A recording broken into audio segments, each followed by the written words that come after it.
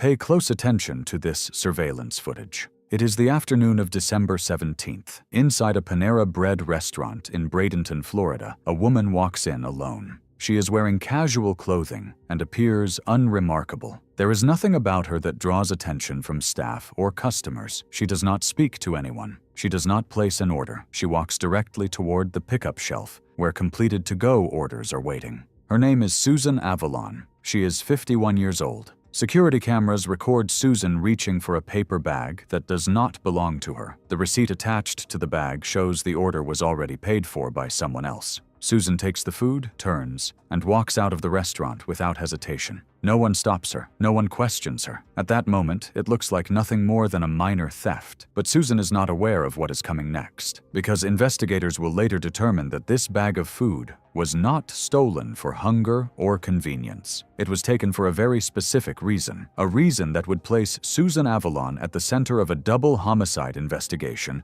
spanning 2 counties. Minutes after leaving the restaurant, Susan drives to a quiet residential neighborhood in Bradenton. A silver Honda Odyssey pulls into the area and stops near a single-family home. Inside that house is Susan's ex-husband, a 54-year-old man she had been married to for more than a decade. He is home with his teenage daughter. According to investigators, Susan approaches the front door carrying the Panera bag. When the door opens, she raises the bag slightly, as if she is delivering food. That is all it takes. The door opens fully. Gunfire follows almost immediately. Inside the house, the man is struck in the abdomen. His daughter hears the shots and freezes. From inside, she later tells police she hears footsteps running away. When she looks outside, she sees a masked person wearing a gray sweatshirt getting into a silver van and driving off. That van disappears from the neighborhood within seconds. First responders arrive quickly. The man is still alive. He is able to speak. And before being transported to the hospital, he tells deputies something chilling. He says he believes the person who shot him was his ex-wife, Susan Avalon. He dies later that evening. At this point, investigators believe they are dealing with a targeted domestic-related shooting. Serious but isolated. A former spouse, a financial dispute, a crime scene with a single suspect. But what detectives do not yet realize is that this was not the first shooting that day, and Susan Avalon was already on their radar for something far worse. Hours after the Bradenton shooting, deputies locate the silver Honda Odyssey at Susan Avalon's residence. The van is parked outside. Susan is home. When officers approach, they observe Susan wiping down the vehicle with bleach. The doors, the handles, the interior surfaces. It is not subtle. It is not accidental. Investigators immediately interpret this as an attempt to destroy evidence. Deputies ask Susan if they can speak with her about her ex-husband. Susan pauses. Then she asks a question that changes the direction of the entire investigation. She asks, "Which one?" That single sentence prompts investigators to contact authorities in Hillsborough County. Earlier that same day, officers there had conducted a welfare check at the home of another man, Susan Avalon's second ex-husband. When deputies entered the residence, they found the door had been forced open. Inside, they discovered a man lying on the floor with multiple gunshot wounds. He was already dead. Investigators now believe the timeline looks like this. Susan Avalon allegedly shoots her second ex-husband in Tampa. She then drives to Bradenton. On the way, she stops at Panera Bread and takes a bag of food she did not pay for. She uses that food as a prop to get her first ex-husband to open the door. Then she shoots him as well. License plate readers later confirm the silver Honda Odyssey traveling between counties. Surveillance footage places Susan at the restaurant. Witness testimony places a masked individual in the same van fleeing the Bradenton scene. This is no longer a single crime. This is a coordinated sequence. Investigators begin reconstructing Susan's relationships with both men. Court records reveal long-standing disputes, including custody issues and unpaid child support totaling $4,000. Messages, legal filings, and prior conflicts begin forming a pattern of escalating tension. But motive alone is not enough. Detectives now focus on intent: the stolen food, the mask, the timing, the attempt to clean the vehicle with bleach. These are not the actions of someone acting on impulse, they are the actions of someone who planned. Susan Avalon is taken into custody and charged with homicide in Manatee County. Prosecutors announce they are working with the state attorney's office to pursue the highest possible charges. In Hillsborough County, a separate case is being built for the second killing. Investigators say this case is unusual, not just because there are two victims, but because of how deliberate the actions appear to be. The use of deception to gain access, the movement across jurisdictions, the attempt to eliminate forensic evidence. Most disturbing to detectives is the presence of children in both situations. A teenage girl who heard gunshots from inside her home. Multiple children now left without fathers. As of now, Susan Avalon remains behind bars awaiting further court proceedings. Prosecutors are considering enhanced charges, including first-degree murder, which could carry the possibility of the death penalty under Florida law.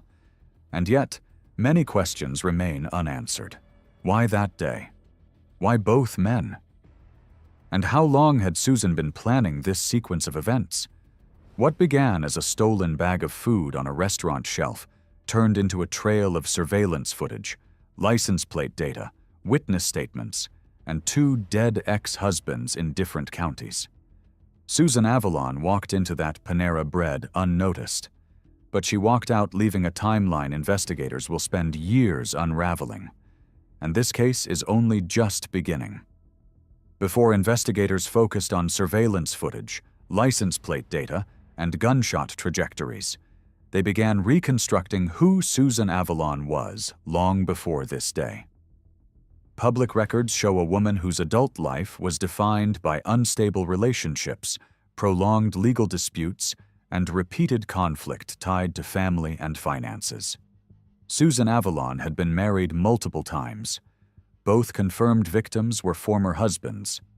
Each marriage ended under contentious circumstances, involving custody disagreements, financial obligations, and years of unresolved resentment. According to court documents, at least one of those relationships involved ongoing disputes over child support, with Susan owing $4,000 at the time of the shooting. That debt had been active, documented, and contested. Friends and acquaintances described Susan as capable of appearing calm and cooperative while harboring long-standing grievances. She was not known for public outbursts or impulsive behavior. Instead, records suggest a pattern of simmering conflict handled through legal filings, messages, and prolonged arguments that never fully resolved. What stands out to investigators is not chaos, but control. Susan maintained contact with both men over the years. Addresses were known. Schedules were familiar. There were no restraining orders active at the time of the shootings. There was no immediate confrontation leading up to that day. No recorded threats made hours before the attacks. This absence of escalation is important, because crimes of passion often leave a trail of emotional warning signs. This case does not. Instead, detectives point to preparation. Susan knew where each man lived. She knew when at least one of them would be home. She chose a method that relied on deception rather than force. Taking food from a restaurant was not random. It created a reason for a door to open without suspicion. Investigators believe Susan did not want a conversation. She wanted access, and that distinction separates impulse from intent. The man killed in Bradenton was 54 years old. He had been married to Susan for more than a decade. By the time of the shooting, their relationship had long ended, but they remained connected through shared history and family responsibilities. He lived a quiet life and was home the afternoon he was shot. His teenage daughter was inside the house. That detail alone reshaped the case. She did not see the shooter's face, But she heard the gunshots. She heard movement. And when she looked outside, she saw a masked person wearing a gray sweatshirt get into a silver van and drive away. Her statement would later align precisely with vehicle data collected by investigators. The second victim, Susan's other ex-husband, lived in Tampa. His death was discovered during a welfare check after Susan's comment to deputies raised immediate alarm. When officers arrived, they found signs of forced entry and a man dead from gunshot wounds. There were no witnesses inside the home, no immediate suspect at the scene. Only timing and connection. Both men shared one thing beyond their past relationship with Susan Avalon. They were killed on the same day. Neither was engaged in criminal activity. Neither had active protection orders. Neither was reported to have made threats toward Susan in the days leading up to their deaths. Their families were left with no warning, no escalation, and no opportunity to intervene. For investigators, this reinforced the belief that the violence was unilateral and planned. Once both deaths were linked, investigators began building a minute-by-minute reconstruction. License plate readers placed the silver Honda Odyssey moving across county lines. Surveillance footage confirmed Susan Avalon inside the Panera Bread shortly before the Bradenton shooting. Witness testimony placed a masked individual fleeing the scene in the same vehicle. The vehicle did not vanish. It returned to Susan's residence. That is where deputies found her attempting to clean it with bleach. Investigators collected surveillance footage, witness statements, forensic evidence, and vehicle data. Each piece independently pointed to Susan. Together, they formed a continuous narrative with no unexplained gaps. The deception at the restaurant, the timing between counties, the identical method of attack, the attempt to remove evidence afterward. Detectives concluded this was not coincidence, it was sequencing. Susan Avalon was arrested and charged in Manatee County. Prosecutors announced their intent to pursue the highest applicable charges. A separate case was prepared in Hillsborough County for the second killing. Authorities confirmed they were coordinating across jurisdictions due to the connected nature of the crimes. As the legal process unfolds, Susan faces the possibility of first-degree murder charges, which under Florida law carry the potential for life imprisonment or the death penalty. But beyond the charges, this case leaves unanswered questions. Why choose that specific day? Why involve deception instead of confrontation? And how long had this plan existed before it was carried out? What investigators know for certain is this. The moment Susan Avalon walked into that restaurant, the outcome was already decided. And everything that followed was execution, not reaction. Susan Avalon now faces multiple homicide charges across 2 Florida counties. In Manatee County, prosecutors have charged her in connection with the death of her Bradenton ex-husband. In Hillsborough County, authorities are preparing separate charges related to the death of her second ex-husband in Tampa. Because the cases are connected by timing, method, and evidence, prosecutors are coordinating across jurisdictions. Under Florida law, the charges may be elevated to first-degree murder if prosecutors determine the killings were premeditated. Investigators have pointed to the use of deception, travel between counties, and efforts to destroy evidence as indicators of planning. If convicted on first-degree murder charges, Susan Avalon could face life imprisonment without parole or the death penalty. Court proceedings are expected to take years. Both cases involve extensive digital evidence, surveillance footage, forensic analysis, and witness testimony. Defense attorneys are expected to challenge intent, timeline interpretation, and the handling of evidence. Prosecutors, meanwhile, are expected to argue that the sequence of events shows deliberate execution rather than emotional reaction. Beyond the courtroom, the impact of this case extends outward. 2 families lost fathers in a single day. children were left without parents. One teenager became an eyewitness to the immediate aftermath of a killing inside her own home. Investigators have stated that cases involving domestic relationships often carry long-lasting psychological consequences for surviving family members, particularly when the violence is sudden and unexpected. This case also highlights how modern investigations rely on small, ordinary details: a stolen food order, a surveillance camera, a license plate reader. Individually, none of these appear significant. Together, they formed a chain that allowed investigators to reconstruct an entire day across multiple counties. The case has drawn attention from prosecutors statewide because of its rarity. Multiple victims, one suspect, one day, one continuous trail of evidence. What makes this case unsettling is not just the violence, but the simplicity of how it unfolded.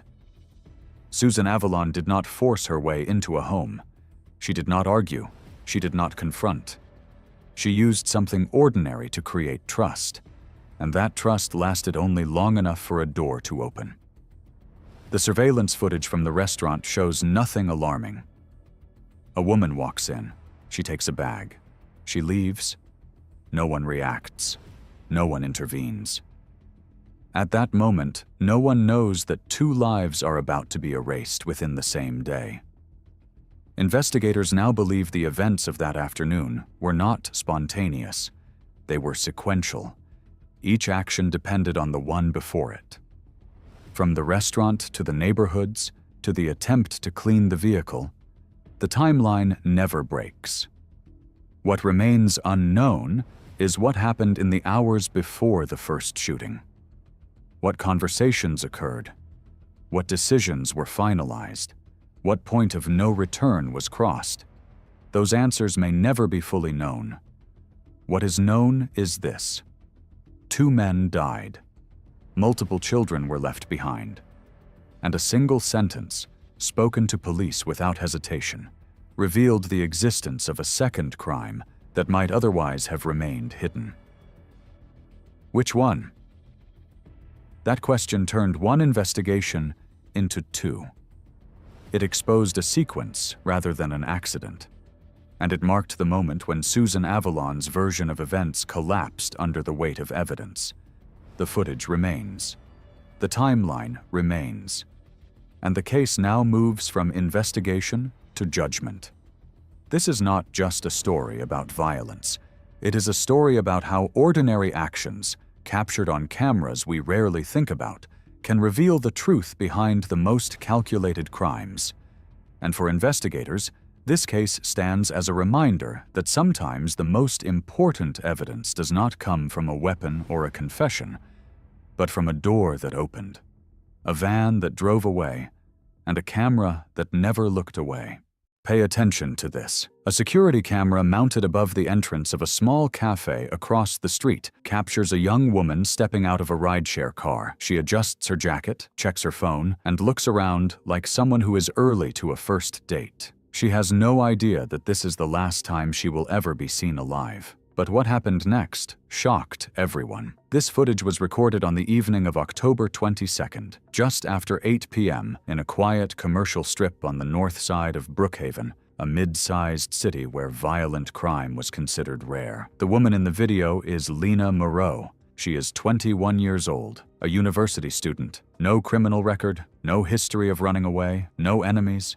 According to her phone data, she believed she was meeting someone she had been talking to for 3 weeks, someone she thought she knew. The camera shows Lena standing near the entrance, scrolling through messages. She smiles at something on the screen. Then she looks up. A dark sedan pulls into the parking lot. The headlights wash over her face for half a second. She steps toward the car. The passenger door opens. She hesitates. 1 second, 2. Then she gets in. That is the last confirmed image of Lena Moreau. At 8:14 p.m., the cafe manager locks the doors for the night. At 8:30, a couple walks past the parking lot. The sedan is gone. Nothing appears unusual. No struggle, no raised voices, no alarm, just another quiet night in Brookhaven. Lena is reported missing the next morning by her roommate. Elise. They had plans to study together at 10 a.m. Lena never came home. Her bed had not been slept in. Her phone went straight to voicemail. Elise tells police about the date, the app, the messages, the profile photo of a man named Julian, age 24, software intern, recently moved to the city. Normal photos, normal conversation, no red flags. Police initially classify the case as a delayed return. Adult female. Voluntary meeting. No immediate signs of foul play. They tell Elise to wait. By the afternoon, Lena's parents arrive from 2 towns over. Her mother brings a printed photo from Lena's childhood. Her father keeps asking the same question. Has anyone checked the traffic cameras? At 6 p.m., a detective finally pulls footage from nearby businesses. That is when they find the clip from the cafe camera. They watch it frame by frame. Lena arrives alone. She is calm. She is not being followed. The sedan arrives 2 minutes later. No license plate visible. Tinted rear windows. After Lena enters the car, the driver pauses for several seconds before pulling away, as if waiting for something. Or someone. At this point, the case shifts. Investigators pull Lena's phone records. Her last outgoing message is sent at 8:12 p.m. It says, "I'm here." It is sent to a number registered to a prepaid SIM card. No subscriber name. Purchased with cash. Her phone pings one final time at 8:46 p.m., connecting briefly to a cell tower near the industrial zone south of the city. After that, it goes dark. The industrial zone is not on the route between the cafe and Lena's apartment. It is a dead area after dark. Warehouses, storage facilities, empty roads, no bars, no residences. Police search the area that night. They find nothing. The next day, a janitor at a self-storage facility calls in something strange. One of the units smells strongly of bleach. The renter stopped showing up. The lock has been changed. Inside the unit, police find nothing directly tying it to Lena. No body, no blood. But they do find tire marks matching a mid-size sedan. They also find disposable gloves in a trash bin outside. Inside one glove is a strand of long, dark hair. It matches Lena. Now, this is no longer a missing person case. This is a homicide investigation. Detectives go back to the dating profile. Julian. The photos are reverse searched, all stolen. One from a fitness influencer in Lyon, one from a stock image site. The account was created 40 days earlier. Every conversation was carefully paced. No sexual pressure, no aggressive language, just interest, politeness, patience. Investigators noticed something else. Lena was not the first woman Julian matched with. At least 9 other accounts had interacted with him. All young women. All within a 30-mile radius. Most conversations ended after a few days. 2 women report that Julian suggested meeting, but then canceled at the last minute. Lena was the only one who actually met him. Why her? Police map the timeline. Julian insists on a specific cafe. He insists on a specific time. He suggests she arrive alone because parking is bad. He says he will pick her up so they can go somewhere quieter. This was not spontaneous. This was controlled. On the 3rd day, divers search the river near the industrial zone. Nothing. Drones scan abandoned buildings. Nothing. Search dogs lose Lena's scent near a service road behind a closed logistics warehouse. Then a breakthrough. Traffic cameras catch the same dark sedan entering the industrial zone at 8:38 p.m. The image is blurred, but a partial bumper sticker is visible. A local car wash advert. Police contact every car wash in the city. One owner recognizes the sticker immediately. It is custom. He sold only 12 of them during a promotion the previous year. He gives detectives a list. 11 names are crossed off quickly. Alibis, different cars, different colors. The 12th belongs to a man named Mark Delval. age 34, warehouse shift supervisor, lives alone, no criminal record, no social media presence, drives a dark gray sedan. When police run Mark's phone records, they find something important. His phone was off between 7:30 p.m. and 9:10 p.m. on the night Lena disappeared. When it comes back online, it connects to a tower near his apartment. Inside Mark's apartment, police find a second phone. Prepaid. No contacts, no photos, no messages left on it. But they do find the dating app installed. And the profile name is Julian. Investigators do not arrest Mark Delval that night. Not yet. Because what they are about to uncover suggests that Lena Moreau was not targeted by chance, impulse, or personal obsession. She was selected. Part 2 begins with what police initially think is a simple catfishing scheme. A single offender, fake photos, prepaid phone, lure, isolate, kill, clean narrative. Easy to explain, completely wrong. When detectives clone the prepaid phone recovered from Mark's apartment, they find no messages. But they do find usage patterns. The phone was powered on only during specific windows. Always in the evening. Always for less than 2 hours. Always near public places. Cafes, gyms, libraries. Places where first meetings look normal and unremarkable.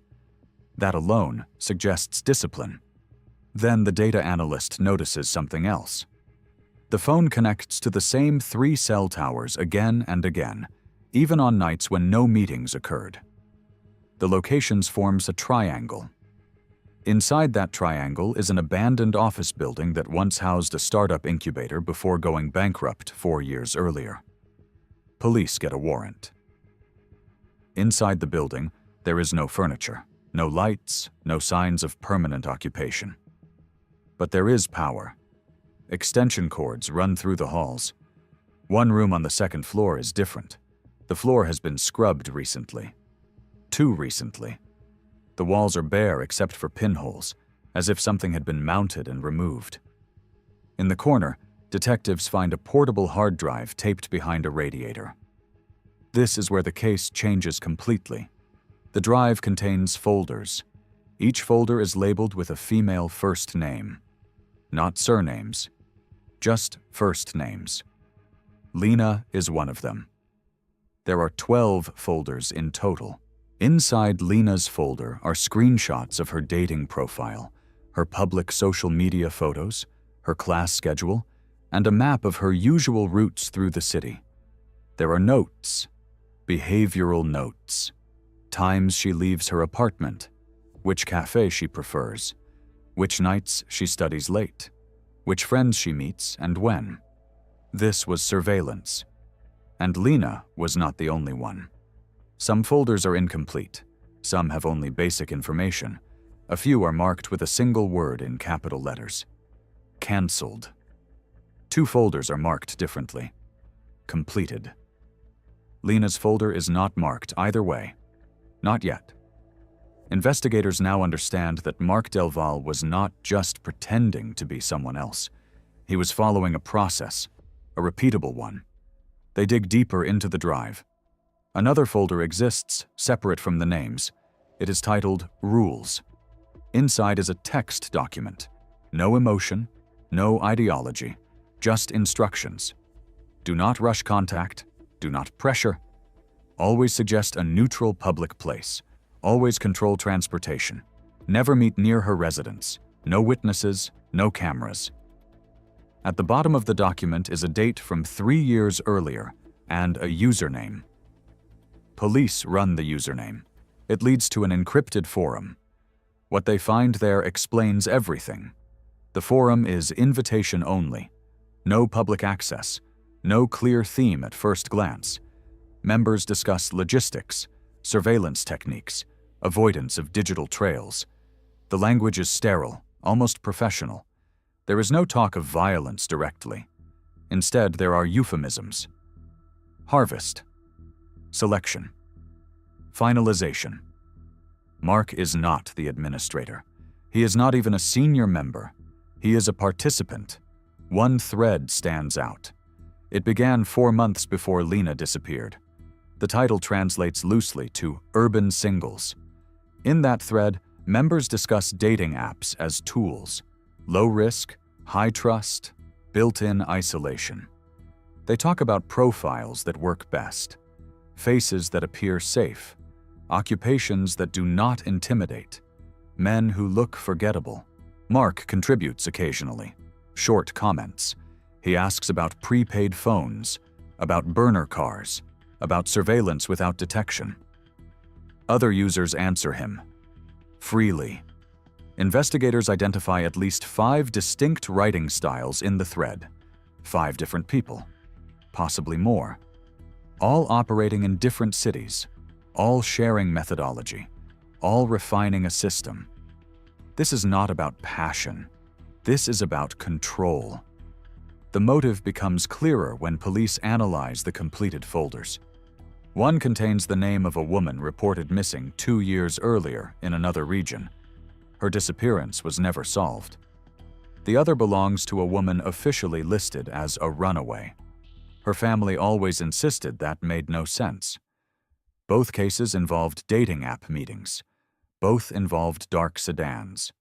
Both involved final phone pings near industrial zones. Mark did not act alone in those cases either.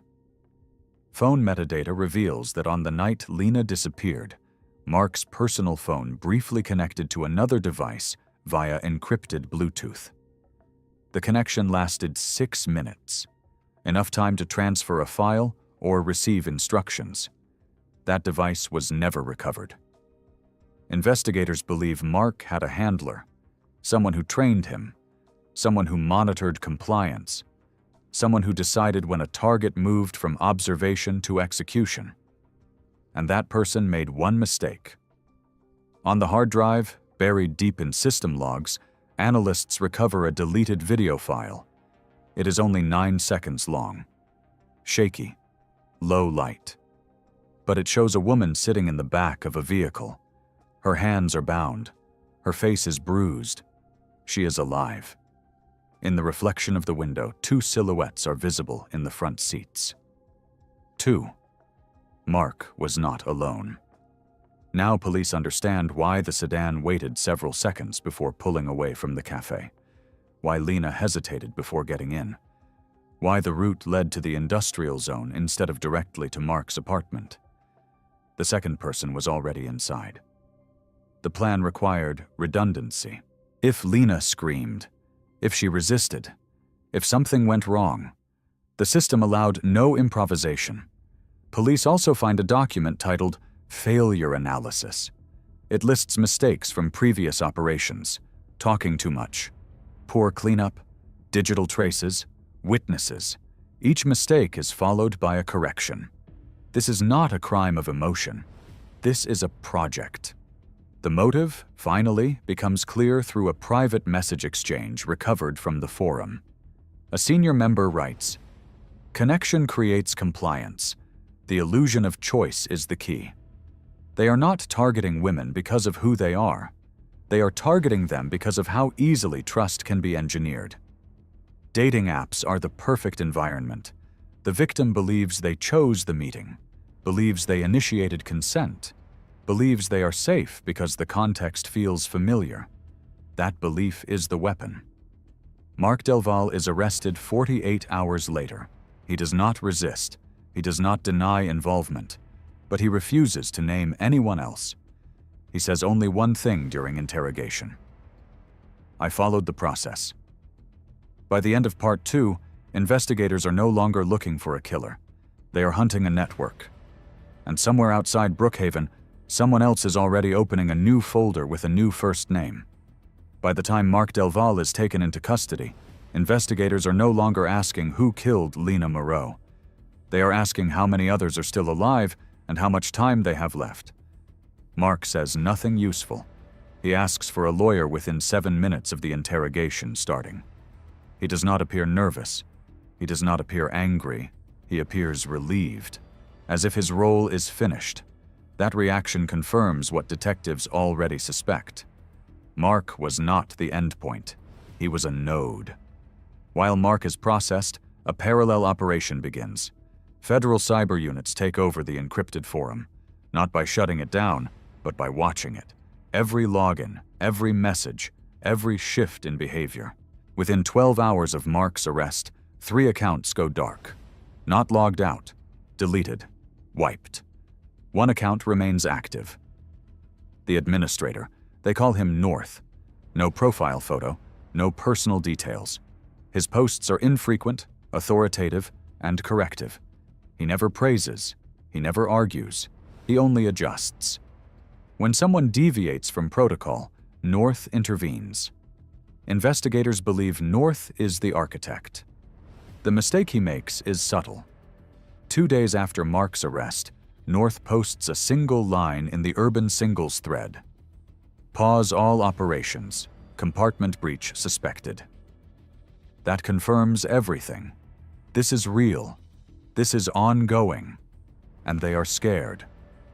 Using access keys recovered from Mark's devices, analysts trace the forum's hosting path through multiple countries.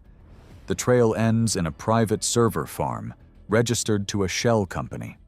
The shell company is linked to a logistics consultancy. That consultancy has contracts in 4 countries. This is no longer a local case.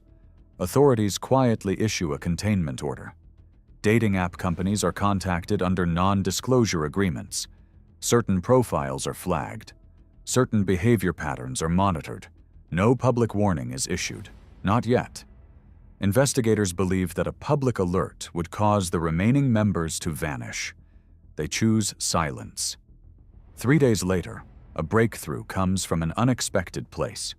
A toll booth camera in a neighboring region flags a dark sedan with a partial match to Mark's vehicle history. The car does not belong to Mark. The driver is a man named Victor Hale. Victor Hale fits the pattern. Mid-30s, no criminal record, works in procurement, lives alone, minimal online presence. His phone data shows repeated encrypted Bluetooth connections to devices near industrial zones. When police search Victor's storage unit, they find laminated maps, routes, time windows, printed rules, and a notebook. Inside the notebook are dates written in careful handwriting. Next to each date is a first name. One of those names is Lena. Another name has a line drawn through it, a future target.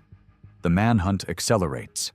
Investigators now believe there are at least 4 active participants, possibly more.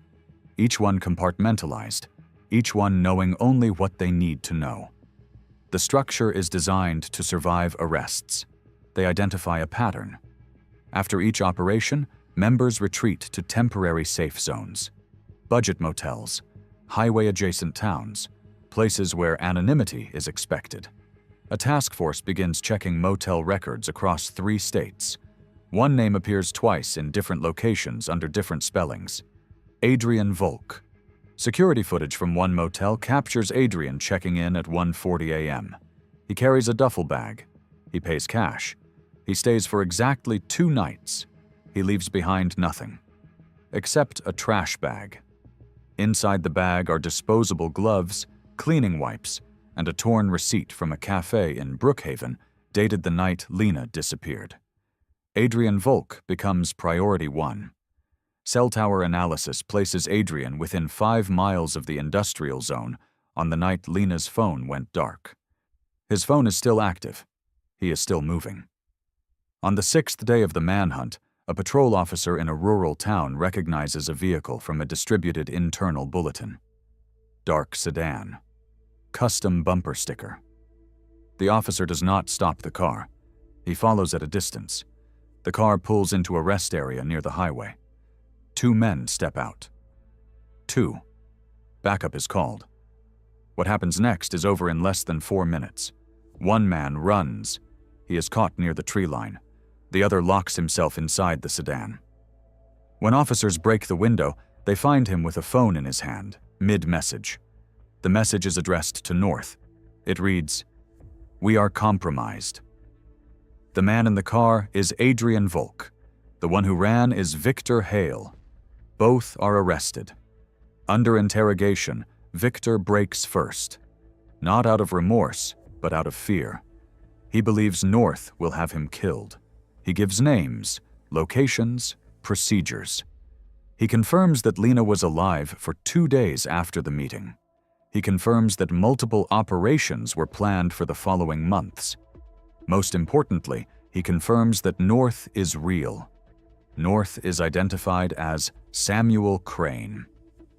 Age 42, former systems engineer. Fired from a defense contractor after a security audit flagged irregular behavior. No criminal history, no fixed address. They find him 48 hours later. He is not hiding. He is in a co-working space in another city, using public Wi-Fi, calmly closing accounts. When officers approach, he does not resist. On his laptop, they find folders, dozens of them, first names, some crossed out, some highlighted. Lena's folder is marked incomplete. Samuel Crane never denies involvement. He never raises his voice. He refers to the group as a framework. He says they did not invent anything. They simply exploited what already existed. Trust, routine, loneliness. During trial, the prosecution plays a single piece of evidence, the cafe security footage, Lena stepping into the car, the pause, the hesitation. The courtroom is silent. Mark Delval receives life without parole. Victor Hale and Adrian Volk receive multiple life sentences. Samuel Crane receives the same. The forum is dismantled. Servers seized. Members identified. Some are charged. Some are still under investigation. But not all. Lena Moreau's body is recovered in a remote drainage area weeks later. Her family is finally able to bury her. The case changes policy inside several dating platforms. Behavior-based monitoring, delayed account verification, silent alerts. But the damage is already done. This was not a crime of passion. This was a system. And systems can be rebuilt. The last image the jury sees is the cafe footage again. Lena adjusting her jacket, checking her phone, believing she is about to meet someone she chose. That belief is what killed her. And that is why this case will never truly be closed. Pay attention to this. A backyard security camera mounted on a wooden fence behind a quiet, suburban home captured something no one was supposed to see, but the people watching that footage later would be convinced they understood exactly what it meant. And what happened next shocked everyone. The house sits on the edge of a small residential development outside Cedar Ridge, Ohio, a place with wide yards, mature trees, and neighbors who recognize each other's cars more than their faces. The camera belongs to the family next door, and it records continuously, day and night, storing everything to a cloud server no one ever thinks about until they need it. On the afternoon of September 17th, just after 3:30 in the afternoon, that camera caught a moment that would later be described in court as either proof of emotional manipulation or evidence of something far darker, depending entirely on who was telling the story. The footage shows two people standing near the back patio. One is an elderly man, tall but slightly hunched, white hair neatly combed,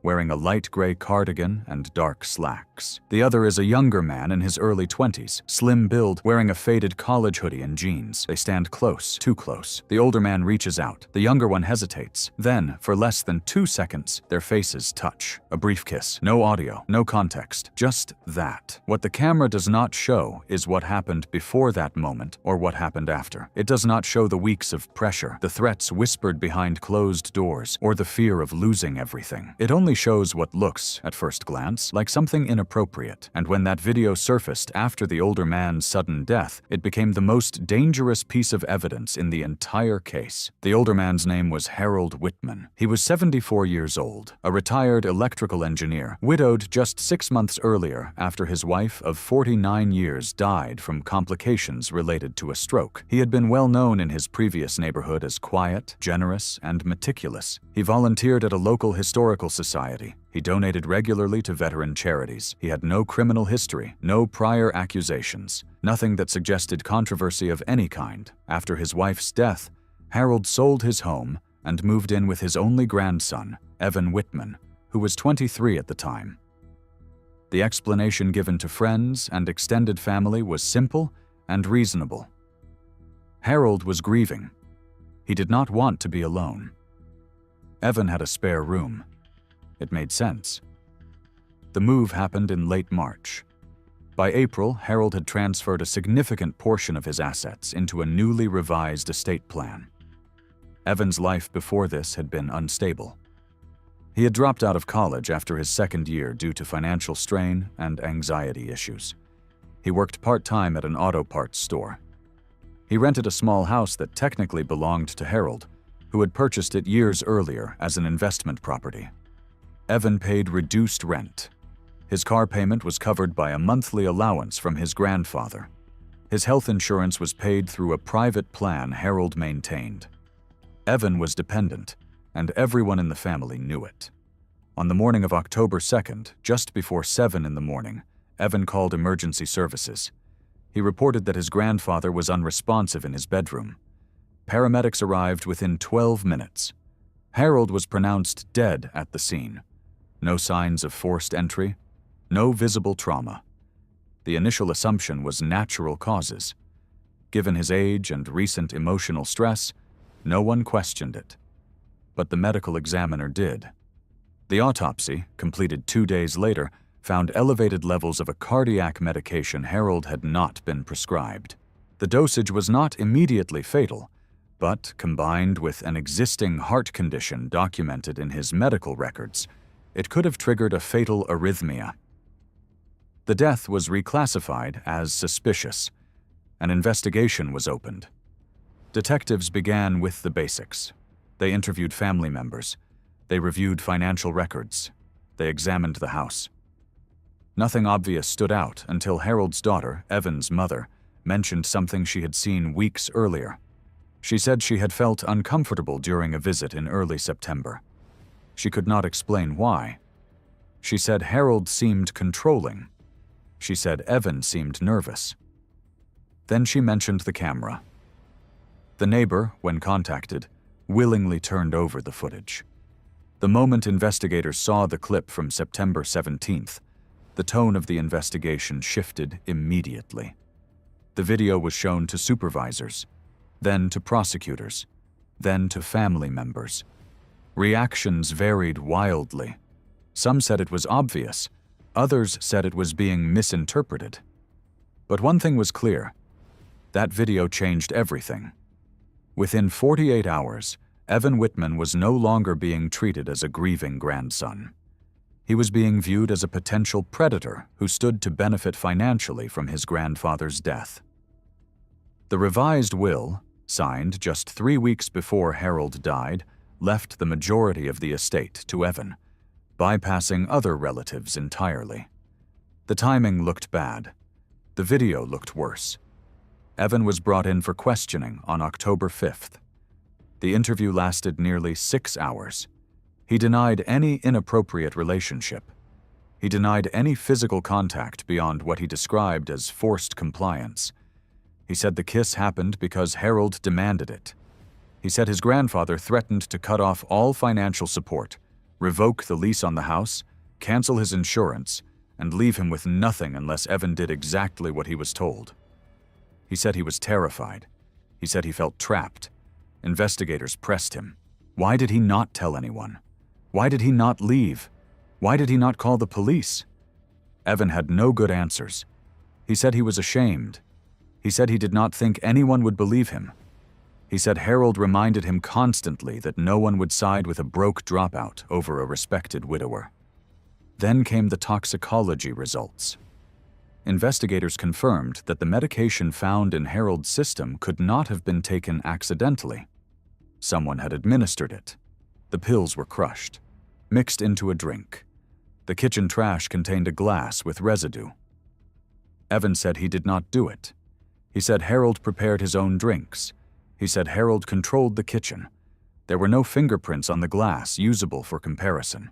No witnesses, no confession, just the video, the money, and the timing. By October 10th, the case was public. Headlines did what headlines always do. They simplified. They implied. They asked questions they already suggested answers to. A widowed grandfather, a young grandson, a kiss on camera, a sudden death. Public opinion hardened quickly. What almost no one noticed was what the video did not show. It did not show the older man's hand gripping the younger man's wrist just out of frame. It did not show the prior weeks of text messages later recovered from Evan's phone. Messages that said things like, "You owe me," and "Remember who pays for everything and do not embarrass me." It did not show the will drafts that changed repeatedly, each one more favorable to Evan, each one created after an argument.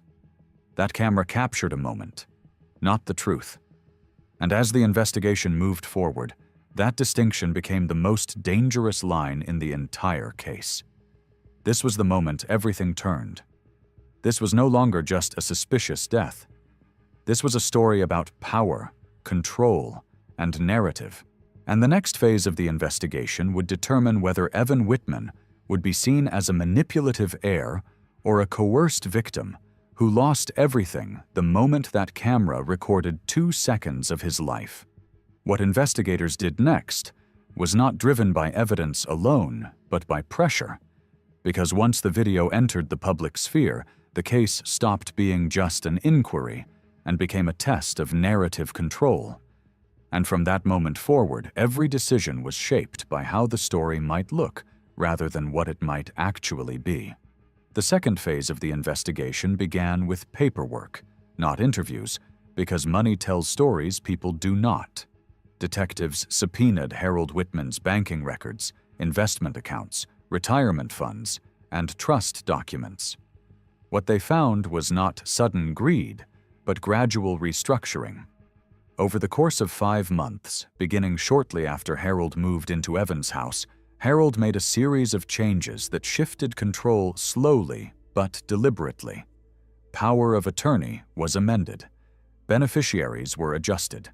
A living trust was dissolved and replaced with a new instrument that named Evan as primary heir. None of this was illegal. All of it was precise.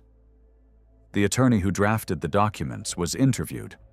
He said Harold appeared lucid, decisive, and calm.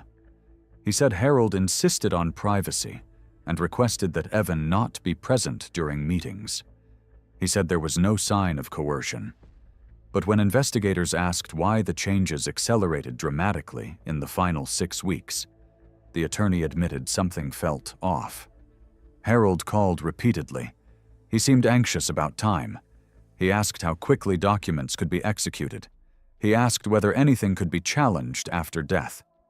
That last question changed the tone of the interview. Parallel to the financial review, detectives examined communication patterns inside the house. Evan's phone was extracted with a warrant. Harold's phone was recovered from his nightstand. Thousands of messages were logged, but what mattered were the deleted ones. Forensic analysts recovered fragments that painted a very different picture from the public narrative. Harold sent messages late at night. Harold demanded compliance. Harold reminded Evan that the house was not his. Harold reminded him that one signature could make him homeless. Several messages referenced family suspicion explicitly. Watch your behavior. They are looking for reasons. Do not mess this up. One message sent 3 days before the backyard video simply read, "Remember what we discussed, or I change everything back." Investigators began to see a pattern that did not fit the image of a harmless widower being manipulated by a younger relative. This looked like leverage, financial leverage, emotional leverage, and timing mattered. Harold had been diagnosed with early-stage heart disease 2 years earlier. It was manageable, but serious. He knew his mortality was no longer theoretical. He also knew that his family had questions about the revised will. According to statements later collected, Harold had complained that his daughter was circling like a vulture and that his siblings wanted control. He feared a legal challenge after his death. He needed proof that Evan was compromised. That is where the video comes back into focus. Investigators believe Harold knew about the neighbor's camera. Not because he mentioned it directly, but because he commented repeatedly on surveillance in the neighborhood. He asked Evan who could see the backyard. He asked whether anyone had doorbell cameras facing that side of the house. He positioned furniture deliberately. The kiss did not happen randomly. It happened in the one area most likely to be visible from next door. If the footage ever surfaced, it would do exactly what it did. It would destroy Evan's credibility. It would make any challenge to the will morally radioactive. No family member would want to defend someone perceived as predatory. Harold would win even after death. But this interpretation created a problem for prosecutors. It suggested planning. It suggested manipulation. It suggested that Harold was not a passive victim. And that complicated everything. The official theory remained that Evan poisoned Harold to secure the inheritance. But behind closed doors, investigators were split. Some believed Evan was lying. Others believed he was trapped. The district attorney's office, however, had to consider what could be proven, not what felt plausible. They reconstructed the final week of Harold's life minute by minute. Grocery receipts showed Harold purchased the medication himself using a cash payment at a pharmacy in a neighboring town. Security footage confirmed he was alone. He spoke with the pharmacist. He asked specific questions. Evan was not present. The medication was crushed later. That much was clear. The residue was found in a glass Harold used regularly. But there were no fingerprints. There was no surveillance inside the house. No witnesses.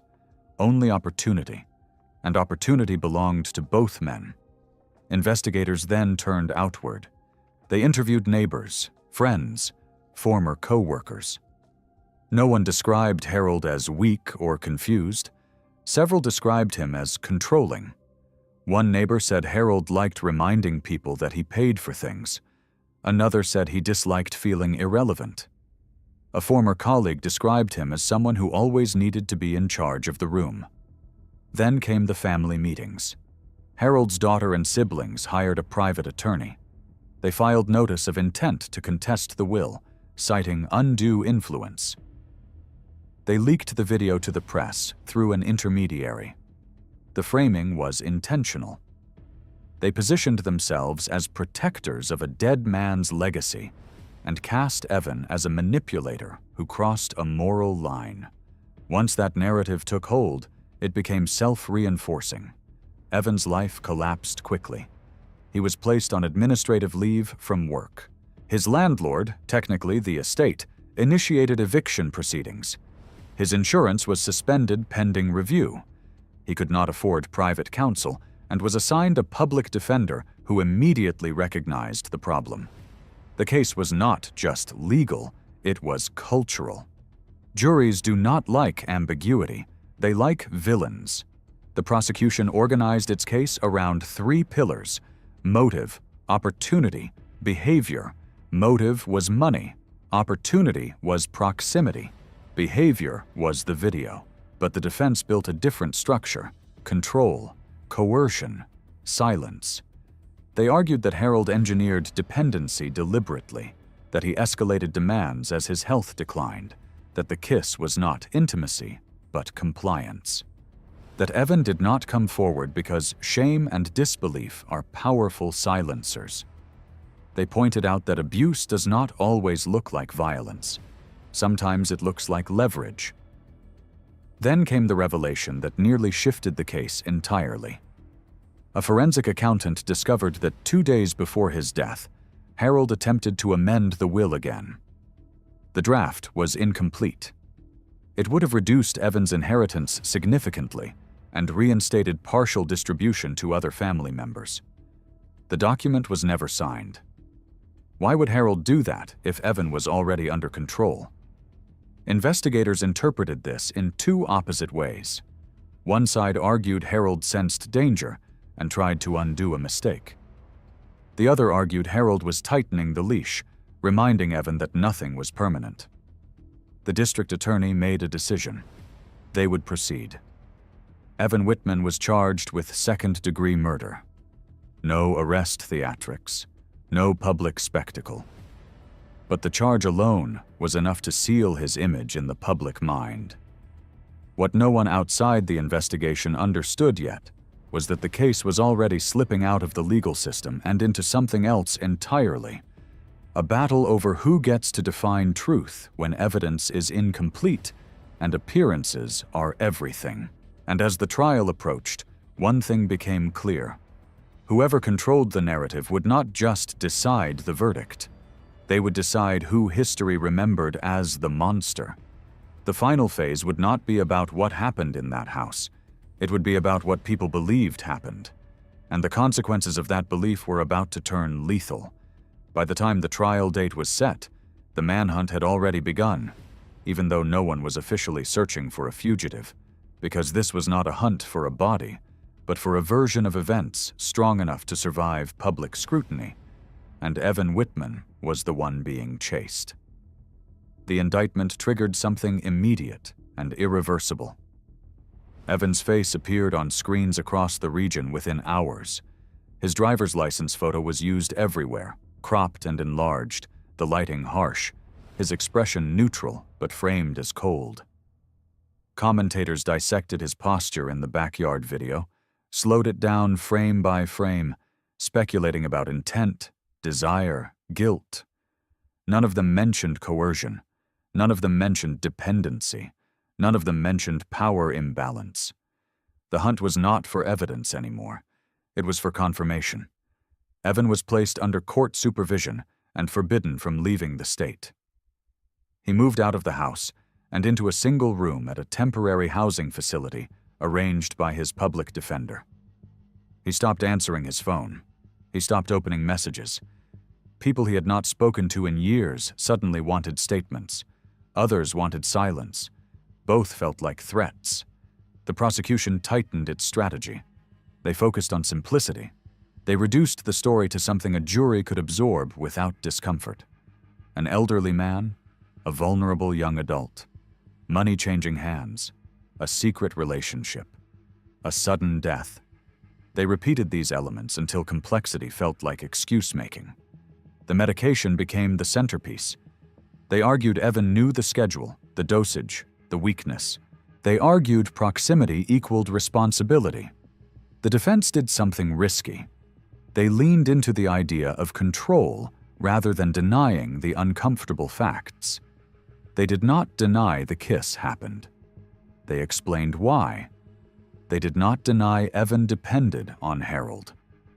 They explained how that dependency was weaponized. They introduced expert testimony on coercive control, financial abuse, and compliance behavior. They warned the jury early that this case would make them uncomfortable because it asked them to imagine an older, respected figure as an abuser without bruises. Outside the courtroom, the hunt escalated. Harold's extended family organized quietly. They contacted former co-workers, church acquaintances, anyone willing to speak publicly in his defense. They framed the case as an attack on a dead man who could not speak for himself.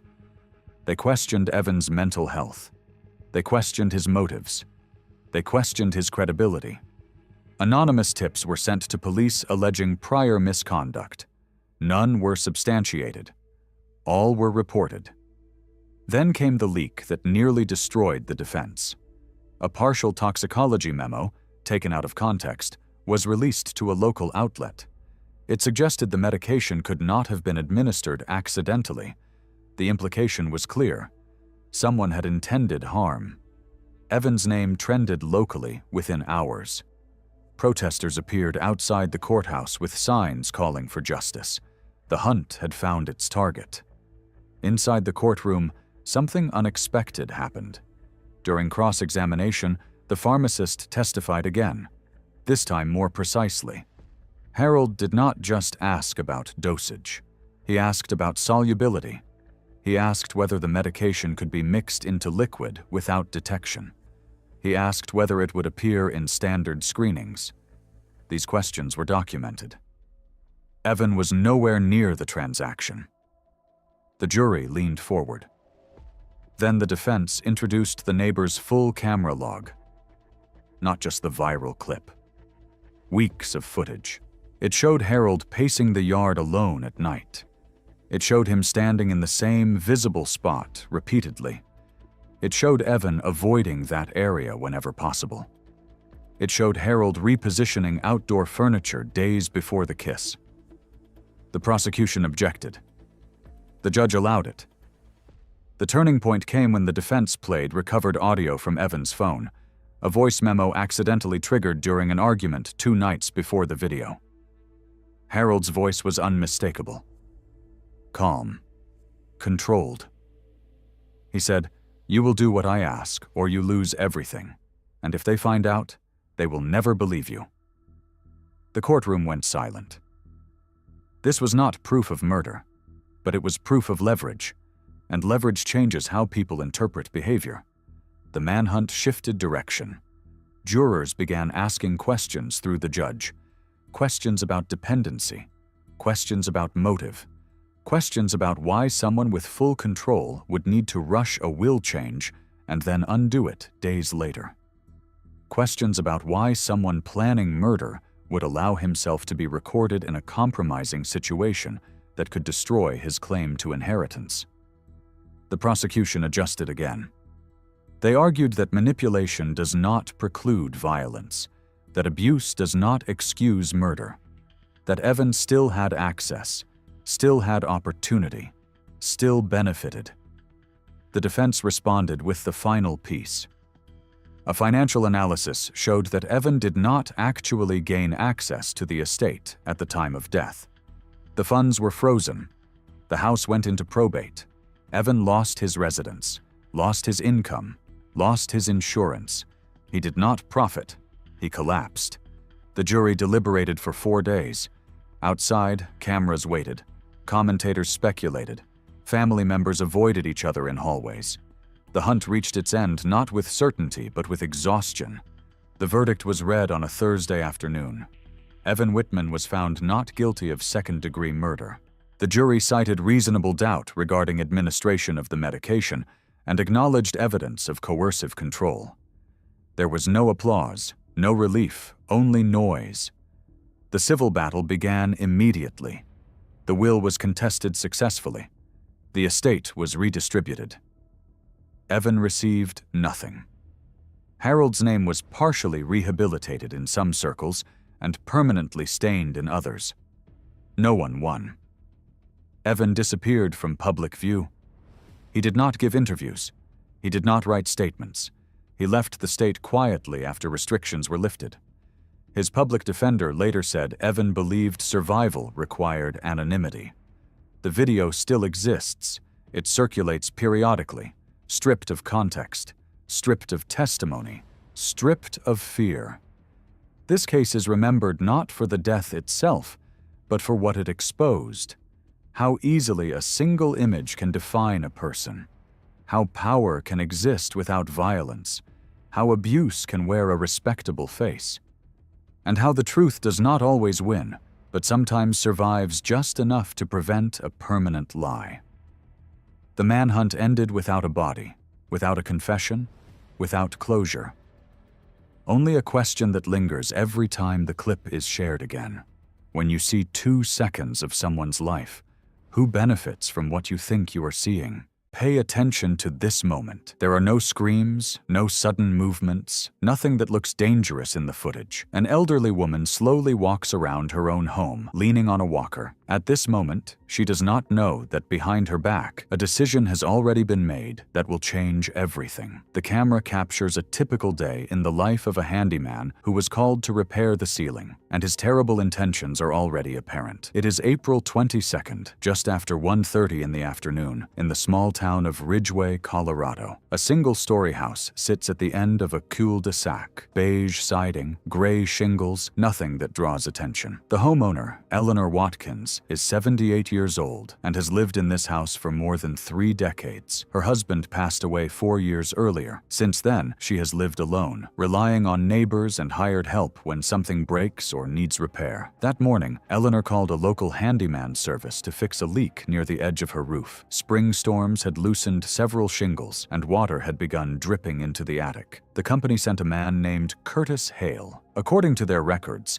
he was 36 years old, had been working contract repair jobs for nearly a decade, and had completed more than 100 jobs in the county with no formal complaints. He arrived at Eleanor's house at 12:47 p.m., driving an unmarked white pickup truck with a ladder rack bolted to the roof. The neighbor's camera across the street captures Curtis pulling into the driveway, unloading his ladder and positioning it against the side of the house. He is wearing a faded work jacket, jeans, and a tool belt. Everything looks routine. Eleanor opens the front door briefly, exchanges a few words with him, then steps back inside. Curtis climbs the ladder and disappears from view. For the next 20 minutes, nothing unusual happens. The camera shows Curtis moving along the roofline, occasionally stepping down to retrieve tools from his truck. At 1:15 p.m., Eleanor reappears at the front door holding a glass of water. She sets it on the porch railing and looks up, speaking to Curtis. He nods, climbs down, and takes the glass. He smiles.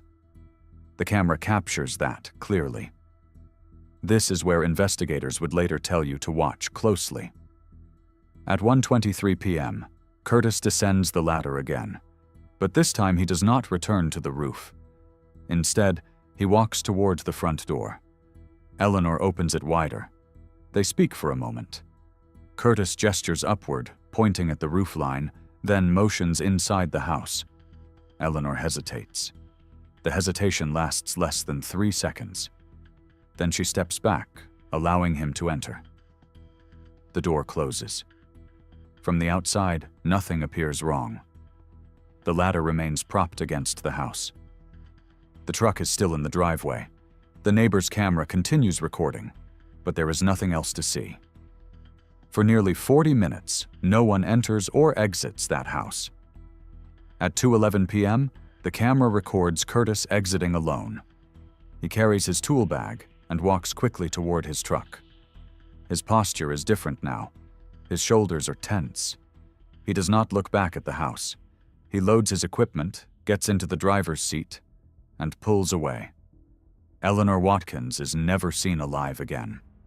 At 3:40 p.m., Eleanor's daughter, Melissa Grant, calls her mother. There is no answer. This is not unusual. Eleanor often naps in the afternoon. Melissa tries again an hour later. Still no answer. At 6 p.m., Melissa drives to the house. Eleanor's car is still in the garage. The front door is unlocked. Inside, the house is quiet. Too quiet. Melissa finds her mother on the living room floor near the hallway. Eleanor is unconscious, barely breathing. Emergency services are called immediately. Paramedics arrive within 9 minutes. They attempt resuscitation while transporting Eleanor to Ridgway Memorial Hospital. She is pronounced dead at 7:22 p.m. At first, doctors believe Eleanor suffered a sudden medical episode, possibly a stroke or cardiac arrest. She had a history of high blood pressure. But something does not sit right with the attending physician. There are bruises on Eleanor's forearms, small, fingertip-shaped marks that do not align with a simple fall. There is also a contusion on the back of her head. The hospital contacts police. By 9 p.m., detectives from the Ridgway Police Department are at the house. They document the scene. There are no signs of forced entry. No valuables appear missing. Eleanor's purse is untouched on the kitchen counter. Her wallet still contains cash. The glass of water on the porch is still there. Then a neighbor mentions the handyman. Detectives canvass the street and are told about the doorbell camera across the way. The homeowner provides the footage. When detectives watch it, the case changes direction immediately. They see Curtis Hale enter the house. They see him leave alone. They note the timestamps. Curtis is identified through the handyman service within an hour. Officers attempt to contact him that same night. His phone goes straight to voicemail. They go to the address listed on his employment file. It is a short-term rental. The landlord says Curtis moved out 2 weeks earlier. An autopsy is ordered the following morning. The medical examiner's findings rule out natural causes. Eleanor Watkins did not die from a stroke. She did not die from a heart attack. She died from asphyxiation. The bruising on her arms is consistent with restraint. The injury to the back of her head suggests she was pushed or struck against a hard surface. Time of death is estimated between 1:45 p.m. and 2:15 p.m., the exact window when Curtis Hale was inside the house. Now the question is no longer what happened. The question is why. Curtis Hale had no known connection to Eleanor Watkins before that day. He was hired through a third-party service. He had access to hundreds of homes over the years. Elderly homeowners, people living alone, people who trusted him because he wore a tool belt and spoke calmly and showed up to fix something broken. Investigators begin reconstructing Curtis's movements after he left Eleanor's house. Traffic cameras show his truck heading south out of town. A license plate reader captures him entering the highway at 2:37 p.m. After that, the trail goes cold. What detectives do not yet know is that Eleanor Watkins was not chosen at random, and that Curtis Hale did not wake up that morning and suddenly decide to kill someone. The footage from the neighbor's camera is only the beginning. What it does not show is the planning, the preparation, and the pattern that investigators will uncover over the following weeks. This was not a burglary. This was not an accident. And it was not the first time Curtis Hale had walked into a stranger's home and left with a secret that would never be discovered until it was far too late. This is where the real story begins. Investigators did not start by looking for a monster. They started by looking for a pattern, because crimes like this rarely exist in isolation. Within 48 hours of Eleanor Watkins' death, Ridgeway detectives expanded their focus beyond the house, beyond the handyman service, and beyond Curtis Hale as a single suspect. They began asking a more dangerous question.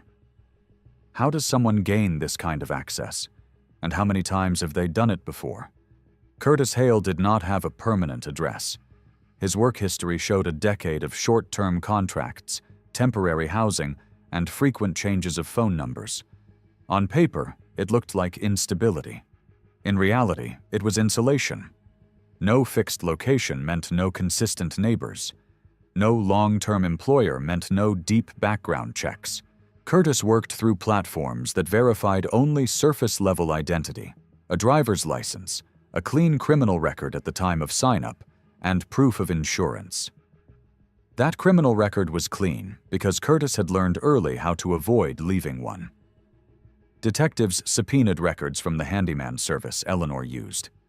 Curtis had completed 112 jobs over the previous 3 years across 4 counties. 37 of those jobs involved roof repairs or attic inspections. 21 involved elderly homeowners living alone. In 15 cases, Curtis had requested to enter the home to inspect interior damage, ceiling stains, or structural beams. All 15 homeowners agreed. No complaints were ever filed. At least, not formally. When investigators recontacted those past clients, the stories began to change. One woman in her early 80s remembered Curtis lingering longer than expected, asking personal questions about her family and daily routine. Another recalled feeling dizzy shortly after offering him water, but assumed it was dehydration. A man in his 70s said Curtis insisted on checking his basement, even though the issue was on the roof. But nothing was taken, nothing broken, so he never followed up. Individually, these details meant nothing.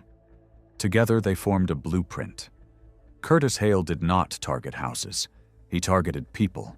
Specifically, people unlikely to fight back, unlikely to be believed, and unlikely to be thoroughly investigated if something went wrong. He relied on trust, routine, and the assumption that a worker with tools is there to help, not harm. The autopsy toxicology report on Eleanor Watkins added another layer. Alongside signs of asphyxiation, the medical examiner detected trace amounts of a sedative commonly used in veterinary medicine. Tasteless, odorless, fast-acting. The dosage was small, not lethal on its own, but enough to cause disorientation, muscle weakness, and confusion within minutes. This explained the lack of defensive injuries. Eleanor had not been fully unconscious when the attack began, but she had been unable to resist. Detectives traced the sedative to an online supplier. The account used to purchase it was registered under a false name, but the shipping address was a locker facility 2 towns over. Security footage from the facility showed Curtis Hale accessing the locker multiple times over the previous 6 months. Inside that locker, police found items Curtis never carried to job sites: disposable gloves, plastic sheeting, zip ties, a notebook. The notebook was the most important piece. It was small, unmarked, and filled with tight handwriting. No names, no addresses, just dates, job numbers, and short notes. Elderly female, lives alone. No pets. Daughter visits Sundays. Roof access easy. Interior request likely accepted. Some entries were crossed out. Others had check marks. Eleanor Watkins' job number had a check mark. This was not improvisation. This was selection. Curtis's online activity filled in the rest. A forensic analysis of his devices, recovered later, showed extensive research into response times, medical examiner thresholds, and elder mortality statistics. He visited forums discussing how often accidental falls are accepted as cause of death in seniors. He searched for phrases like minimal force asphyxiation signs and bruise aging timeline. He was not trying to disappear. He was trying to blend deaths into the background noise of normal life. Investigators now believed Eleanor was intended to survive the initial encounter. The sedative, the restraint, the brief loss of oxygen, all of it pointed to control rather than immediate murder. Something went wrong. Either Eleanor resisted more than expected or lost consciousness sooner. The blow to the head likely came during a struggle, panicked, unplanned. That panic is what forced Curtis to leave quickly. It is what saved his secret from lasting longer. But it also raised a more disturbing possibility.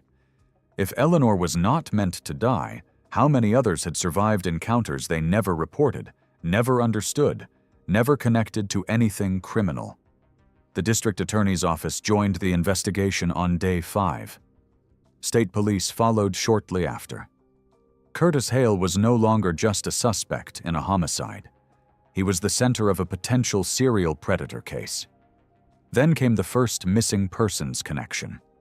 A detective from a neighboring county recognized the handyman's name from an old welfare check request 3 years earlier. An 81-year-old man named Harold Boone had been found deceased in his home after a routine repair visit. Cause of death was ruled accidental, a fall resulting in suffocation against a couch cushion. No autopsy was performed. The handyman on site that day had been Curtis Hale. The case was reopened. Within a week, 2 more deaths surfaced. Both elderly, both living alone. Both had hired a handyman through different platforms, different company names, same contractor identification number buried in subcontracting paperwork. Curtis Hale had been moving laterally through systems designed to increase convenience, not accountability. Investigators began mapping timelines. In every confirmed or suspected case, Curtis requested interior access. In every case, he brought his own water bottle and declined food. In every case, the homeowner was found near a hallway, bathroom, or living room, areas away from doors and windows. This was not random placement. This was control of space. What Curtis did not account for was cameras. Doorbell cameras, driveway cameras, traffic cameras. The quiet expansion of surveillance that made movement harder to erase. Eleanor Watkins' neighbor did not install their camera for security. They installed it to watch for package deliveries. That decision collapsed Curtis's operational anonymity. With the evidence mounting, law enforcement issued a statewide alert for Curtis Hale. His truck description was circulated. His image was shared across contractor platforms. A warrant was issued for his arrest on charges including first-degree murder, unlawful restraint, and possession of controlled substances with intent to commit a felony. Curtis, meanwhile, was already gone. Cell tower data showed his phone moving steadily south over the 2 days following Eleanor's death, then abruptly shutting off near a rural stretch of highway bordering New Mexico. His truck was later found abandoned at a rest area, wiped down, license plates removed. Inside the cab, police found nothing personal. No tools, no paperwork, no phone. But they did find one thing Curtis overlooked. A single page torn from the notebook, wedged beneath the passenger seat. It contained 3 job numbers. One was Eleanor Watkins. The other 2 had not yet been identified. At that moment, investigators understood something critical. Curtis Hale was not running blindly. He was following a plan. And that plan likely involved finishing what he believed had been interrupted. The case was no longer about one death. It was about stopping the next one before the door closed again. By the time the manhunt entered its 2nd week, investigators were no longer operating under the assumption that Curtis Hale was simply trying to disappear. The evidence suggested something more dangerous. He was moving with purpose, following routes he had already studied, and avoiding areas where visibility would force him to adapt. This was not flight. This was continuation. State police, federal marshals, and county sheriffs formed a joint task force. Roadside cameras across southern Colorado and northern New Mexico were reanalyzed frame by frame. Credit card databases were scanned for cash withdrawals matching Curtis's spending habits. Veterinary suppliers were alerted. Contractor platforms were quietly monitored for new account registrations using similar credentials. Nothing surfaced. Then a park ranger in eastern New Mexico reported something that changed the trajectory of the search. An abandoned service road near a decommissioned wind farm showed recent tire tracks leading into restricted land. The tracks matched the width and tread pattern of Curtis Hale's truck. The area was isolated, miles from the nearest town, with no cell coverage and only one access point. Search teams were deployed at dawn the following day. They found evidence almost immediately: food packaging, a portable propane stove, disposable gloves buried beneath loose soil. Curtis had established a temporary base, not to hide, but to wait. From this location, he could access several rural communities within an hour's drive. Communities with aging populations. Communities where handyman services were scarce, and trust was still extended easily. This is when investigators realized Curtis had not been improvising his escape. He had pre-selected fallback zones, places he could blend in temporarily, accept small jobs under false identities, and move on before patterns could form. The breakthrough came from a mistake Curtis did not know he had made. One of the job numbers listed on the torn notebook page matched a recent service request submitted online only 3 days earlier. The request was flagged by an algorithm designed to identify duplicate phrasing patterns. Same wording, same issue description, different name, different town. The homeowner was an 80-year-old widow living alone in a small desert community less than 90 minutes from the wind farm. Officers arrived before Curtis did. They secured the house quietly and waited. At 2:12 p.m., a white pickup truck approached the property. Different plates, same ladder rack, same posture as the man stepped out and surveyed the roofline. Surveillance units watched as Curtis Hale checked his phone, adjusted his tool belt, and walked toward the front door. He never reached it. Officers moved in simultaneously from 3 directions. Curtis did not run. He did not resist. He stood still, hands slightly raised, and looked at the house behind them rather than at the officers in front of him. When he was searched, police found zip ties in his jacket pocket and a small vial of clear liquid taped inside his sock. During transport, Curtis said nothing. Interrogation lasted 9 hours. Curtis remained calm, cooperative, and disturbingly precise in his language. He did not deny entering Eleanor Watkins' house. He did not deny restraining her. He described it as control. He referred to the sedative as assistance.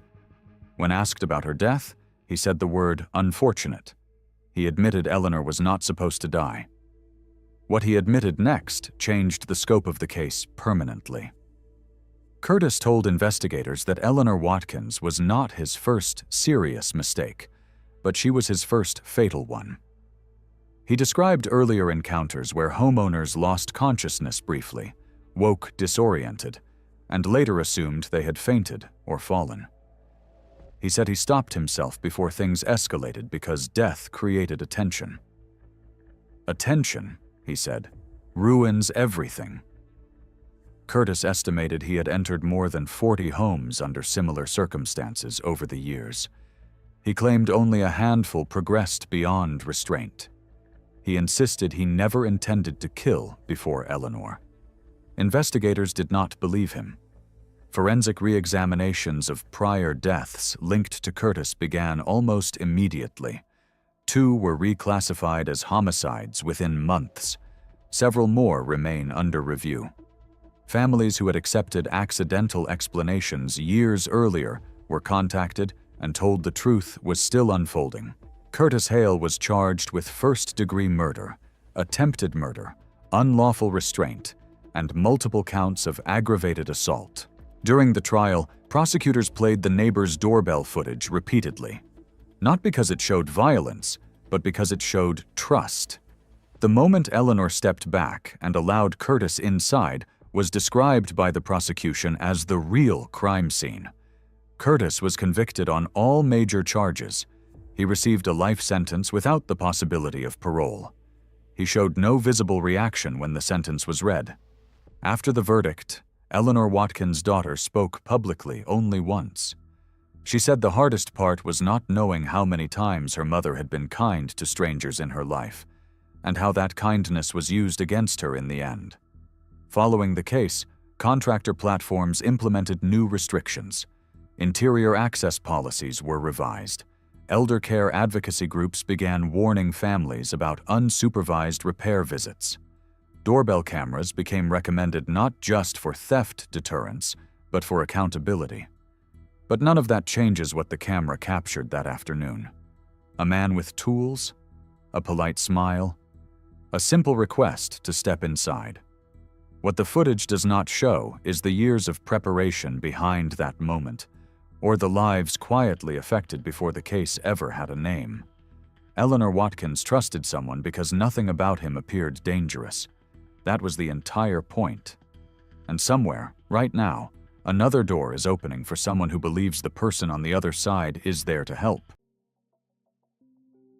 Pay attention to this. A doorbell camera captures a uniformed police officer standing in front of an apartment door. He knocks once, waits, knocks again, harder, no response. The hallway remains silent. No footsteps, no television noise, no movement behind the door. Then the officer shifts slightly to the side and looks through a narrow vertical window set into the door. He stops moving, because on the other side of that glass, partially obscured by shadow, is a dark stain spreading across the floor. That is the moment this call changes, because this was supposed to be a welfare check, and now it is something else entirely. The call came in just after noon on a weekday to the local police department in Madison Ridge, a quiet suburban town where nothing ever really happens. Dispatch logged it as a concern for a resident's safety. A woman living alone. No contact for more than a week. No answer to phone calls. Mail overflowing from the mailbox. Packages left untouched by the door. At first, nothing unusual, until the neighbor added one sentence. "I can see blood through the window." 2 patrol officers were assigned. No lights, no sirens. Routine response. Welfare checks happen every day. day. Most of the time, the person answers the door, embarrassed, annoyed, very much alive. When officers arrived, the building was quiet, clean, well-maintained. No sign of forced entry, no broken windows. The door was locked. The apartment number matched the report. One officer knocked, then knocked again. Nothing. He leaned towards the window, and that is when he saw it. Blood. Dark. Dried. Too much to ignore. They immediately requested backup and a supervisor. Protocol required visual confirmation of danger before forcing entry. They already had it. The door was breached less than a minute later. The smell came first. Stale air. Metallic. Heavy. The kind of smell that does not belong in a living space. The woman was found in the bedroom. She was lying on her side, near the foot of the bed, fully clothed. No blanket. No attempt to cover the body. Her arms were positioned awkwardly. One bent beneath her torso, the other extended toward the doorway, as if she had tried to move and never made it. There was blood on the floor beneath her head.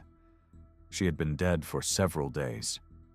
Her name was Sarah Whitman, age 43, divorced, no children, lived alone in a second-floor apartment, worked remotely for a logistics firm handling import compliance paperwork, stable income, no known substance issues, no criminal history, no recent hospital visits.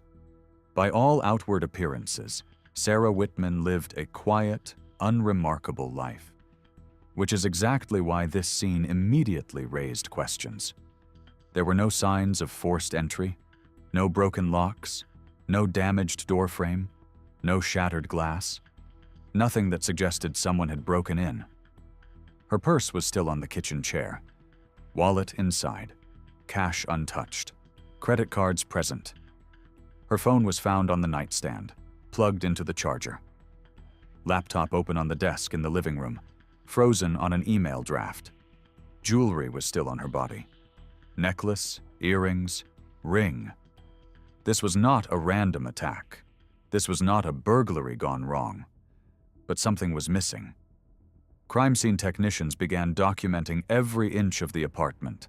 Photographs, measurements, blood spatter analysis, shoe impressions, fingerprints. The apartment was neat, almost sterile. Dishes washed, trash taken out, bed made except for where Sarah had collapsed. That detail mattered. People do not clean their apartment before a violent confrontation with a stranger. This suggested comfort, familiarity, someone she did not fear. And then investigators noticed the empty space. On the shelf in the bedroom closet, there was a clear rectangular outline where something had been removed recently. Dust surrounding it. No attempt to wipe it away. It was not electronics, not jewelry, not documents. It was something specific, something deliberately taken. Detectives canvassed the building. Neighbors reported last seeing Sarah just over a week earlier. She had been walking to her car in the morning, wearing work clothes, coffee in hand. Normal. Calm. No visible distress. No one reported hearing screams. No arguments, no loud noises, no late-night disturbances. One neighbor mentioned a man. He had been seen entering the building that same day. Middle-aged, well-dressed, familiar enough that no one thought twice about it. He did not look like a stranger. That detail changed everything. Investigators pulled access logs from the building's entry system. Key fob data showed one non-resident entry that matched the timeline. The key belonged to Daniel Whitman, Sarah's ex-husband, age 46. Divorce finalized 3 years earlier. The separation had been contentious, not violent, according to records, but hostile. Prolonged. Legal disputes over assets that most people would consider trivial, except for one item. A rare collectible that Daniel had obsessed over for years. Something he claimed Sarah had taken out of spite. Something she legally owned. Something that was now gone. When detectives arrived at Daniel Whitman's address, he was not home. His car was missing. Phone went straight to voicemail. Financial records showed unusual activity. A recent purchase of fuel, cash withdrawal, no corresponding return transaction. It was enough to raise alarms. Back at the apartment, the medical examiner confirmed the cause of death. Blunt force trauma to the head. Single strike, delivered with force. Likely someone standing close. Likely someone Sarah trusted enough to let inside. The welfare check that began as a routine call had now escalated into a homicide investigation. And the most important question was no longer how Sarah Whitman died. It was why one item had been taken, and why her ex-husband had disappeared immediately afterward. Because whoever did this did not take money, did not take electronics, did not take anything of obvious value. They took one thing, and they were willing to kill for it. By the time detectives shifted focus from the apartment to the wider picture, one thing was already clear. This was not impulsive. Nothing about the scene suggested panic. There was no evidence of a fight spilling across rooms, no overturned furniture, no broken objects scattered in frustration. Sarah Whitman had not been chased through the apartment. She had been struck once, up close, with intent, which meant whoever killed her knew exactly what they were doing, and exactly what they came for. The missing item became the center of the investigation. It was a rare, privately traded collector's piece, small enough to carry in one hand, valuable enough to motivate years of legal hostility. Not registered, not insurable through standard providers, known only to a limited group of collectors. Daniel Whitman had acquired it more than a decade earlier, long before the marriage. During the divorce, ownership was disputed. Ultimately, the court ruled in Sarah's favor based on documentation Daniel could not produce. He never accepted that ruling. Court records showed multiple post-divorce filings, motions, appeals, requests for reconsideration, all denied. The language in his filings became increasingly personal, increasingly bitter. And then, abruptly, it stopped. No filings, no emails to attorneys, no communication through official channels. That silence lasted just under 1 year. That was not closure. That was preparation. Detectives began reconstructing Daniel Whitman's life during that period. What they found was a pattern, not random movement, not emotional instability, but structure. He downsized his apartment, sold furniture, canceled subscriptions, reduced visible expenses. His financial behavior shifted toward cash-heavy transactions. At the same time, he began purchasing items that did not match his normal lifestyle. Disposable phones, basic clothing bought in cash, gloves, plastic sheeting, storage containers. Individually, none of it was illegal. Together, it painted a picture. This was someone removing friction from their life. Streamlining. Planning. Daniel also began visiting Sarah's neighborhood. Not directly, not obviously. License plate readers picked up his vehicle passing through nearby streets multiple times over several months. Never parking, never stopping. Just slow drive-throughs at different hours. Morning, evening, weekends. He was learning her routine. When she left, when she returned, when the building was quiet, when neighbors were home, and most importantly, when they were not. Security footage from nearby businesses showed Daniel entering a cafe 3 blocks from Sarah's apartment on several occasions. Always alone. Always sitting near the window. Always leaving without ordering much. He was not there for coffee. He was there to watch. Investigators also uncovered communications Daniel believed were erased. Encrypted messaging apps, burner phones, temporary email addresses. He had reached out to private collectors, auction intermediaries, even underground forums where rare items changed hands quietly. The message was always the same. If the item became available, he wanted to be first. Not to buy, to reclaim. Because in his mind, it was never hers. Psychologists later described Daniel's mindset as ownership fixation. He did not see Sarah as an obstacle. He saw her as a thief, someone who had taken something from him, someone holding what he believed defined him. That belief escalated over time, and eventually, it justified everything. Planning escalated 3 weeks before the murder. Cell phone data showed Daniel stopped carrying his primary device entirely. He relied on burner phones activated briefly, then discarded. He rented a storage unit under a false variation of his name. Inside, investigators later found nothing dramatic, just order, spare clothes, cleaning supplies, plastic containers, and one empty padded case, exactly the size of the missing item. The day of the murder followed a script. Daniel parked several blocks away. He entered the building using a copied access code he had memorized during earlier visits. He did not knock loudly. He did not force entry. Sarah opened the door because she recognized him, because she did not see him as a threat. That was the most critical failure point. Inside the apartment, there was no argument captured on audio, no shouting reported by neighbors, no raised voices. Investigators believe the conversation was calm, controlled. Daniel did not come to fight. He came to retrieve. The blow came only after Sarah refused. One strike, delivered at close range, enough to kill, not enough to cause widespread damage. It was precise. Afterward, Daniel did not rush. He did not flee immediately.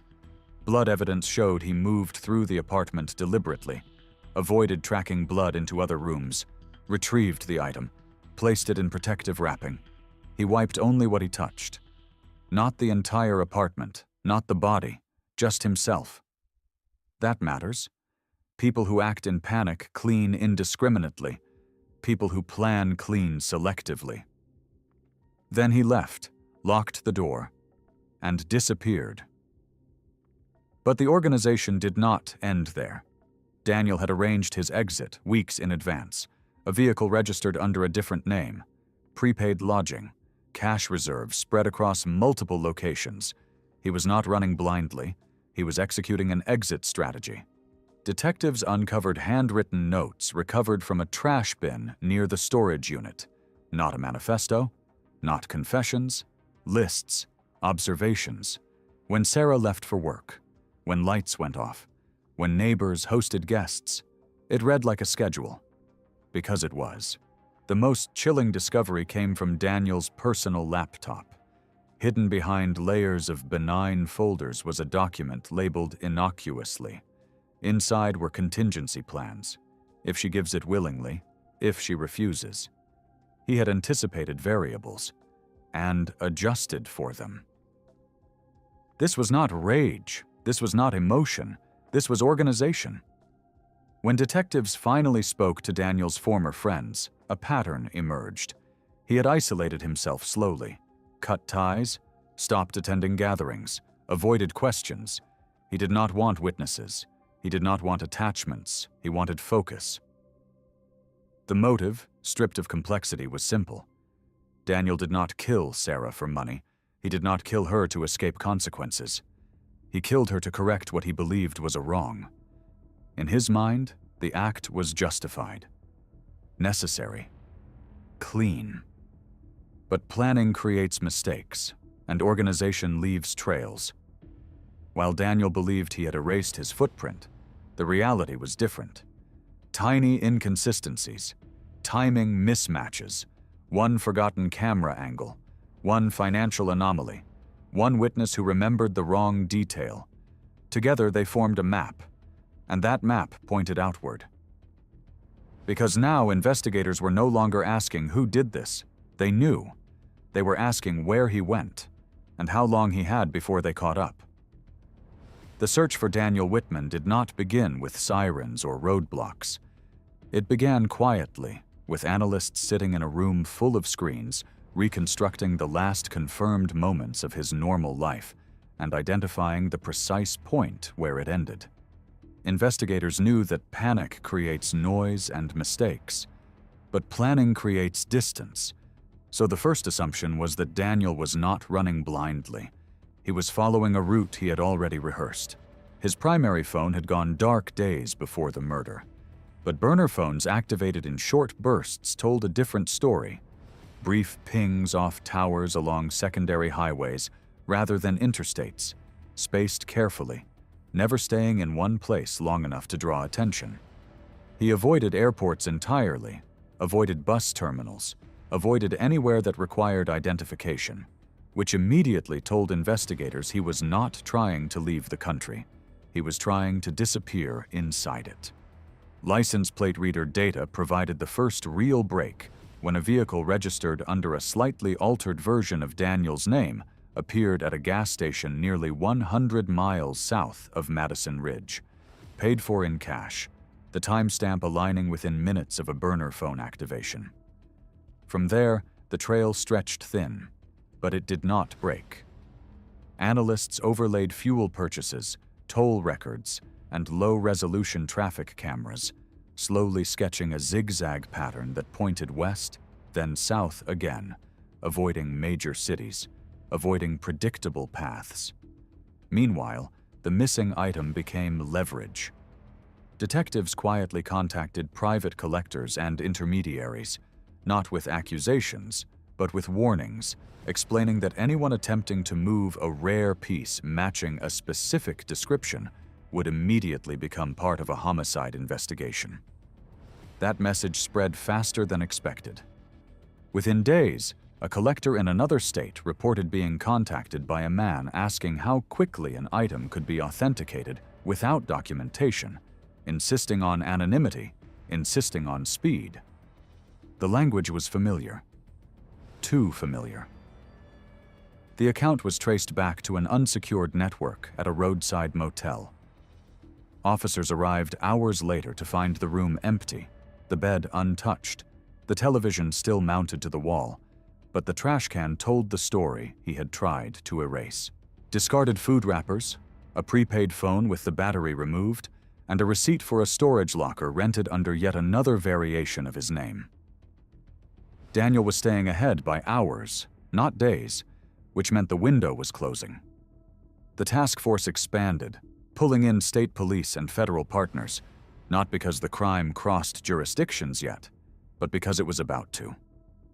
Daniel's pattern showed escalation, shorter stops, longer drives, fewer precautions, a classic sign of fatigue. He was no longer refining his plan, he was reacting to it. The next confirmed sighting came from a highway camera that caught his vehicle entering a rural stretch of road just before dusk, the kind of area where towns blur into open land and services thin out quickly. Investigators realized he was not looking for anonymity anymore.